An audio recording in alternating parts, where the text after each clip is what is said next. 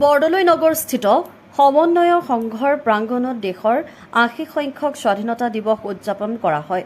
পুৱা পতাকা উত্তোলন কৰে সমাজসেৱক মাননীয় ঈশ্বৰ চন্দ্ৰ স্বৰ্গীয়াৰীয়ে। এই অনুষ্ঠানত নিৰ্মলী বৰুৱাই আধৰা বন্দে মাতৰম স্মৰণেৰে মুখৰিত কৰি তোলে। বিভিন্নজনে তেখেতসকলৰ সাৰুৱা বক্তব্য দাঙি ধৰে।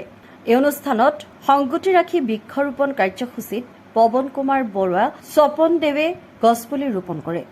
বিশেষ দিনটোতে কণ কণ ছাত্ৰ ছাত্ৰীসকলৰ প্ৰতিভা বিকাশৰ উদ্দেশ্যে এখনি দবা খেল প্ৰতিযোগিতা অনুষ্ঠিত কৰা হয়। এই প্ৰতিযোগিতাখনি সকলোৰে সহযোগিতাত নিৰ্মালী বৰুৱাই উদ্বোধন কৰে। সম্পূৰ্ণ অনুষ্ঠানটি সমন্বয় সংঘৰ সভাপতি মানৱ চেতিয়া, সম্পাদক বিকাশ বৰা, অংগনবাড়ী কেন্দ্ৰৰ কৰ্মকৰ্তা আৰু প্ৰতিযোগীসকলৰ অভিভাৱকৰ সহযোগত সম্পন্ন হয়।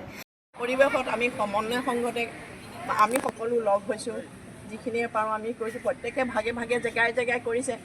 আমাৰ যিখিনি মানুহ আমি ইয়াতে গোট খাইছোঁ, গোট খাই পেলাই আজি আমি এই পতাকাখনৰ তলত এই ধৰণে যে আমি খাই পেলাই বন্দে মাতৰম গাবলৈ পালোঁ, এই এটা আমাৰ কাৰণে বৰ সৌভাগ্যৰ কথা। আমি এইটো সৌভাগ্য মানে আমি পাইছোঁ কাৰণে বহুত আনন্দিত। আজি আমি এই ৮০% আমাৰ ইণ্ডিপেণ্ডেঞ্চ ডে আজি এই মুহূৰ্তত মই সকলোলৈকে স্বাধীনতাৰ দিৱসৰ আজি কাৰণে শুভেচ্ছা জ্ঞাপন কৰিছোঁ। সকলোৱে যাতে সকলো শান্তিত থাকে, সকলো মানে আমাৰ আমি উপভোগ কৰিব পাৰোঁ স্বাধীনতাৰ যিটো মাহাত্ম্য ইমান ডাঙৰ, তাকে উপলব্ধি কৰিব পাৰোঁ, তাকে আশা কৰিলোঁ।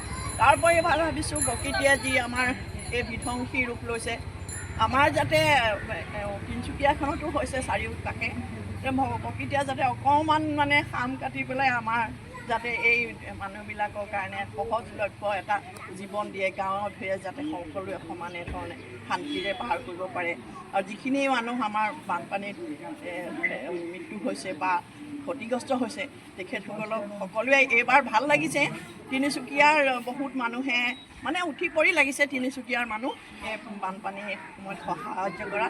গতিকে সেইফালৰ পৰা চাবলৈ গ'লে আমি তিনিচুকীয়া মানুহক আমি সকলোকে ধন্যবাদ জ্ঞাপন কৰিছোঁ আৰু সকলোৰে শান্তি কামনা কৰিছোঁ। আকৌ আগৰ দিন ঘূৰি আহক সেয়া ভাবিছোঁ। আৰু আমাৰ এই স্বাধীনতাৰ দিনটো সকলোৱে আজি আনন্দৰে উপভোগ কৰক।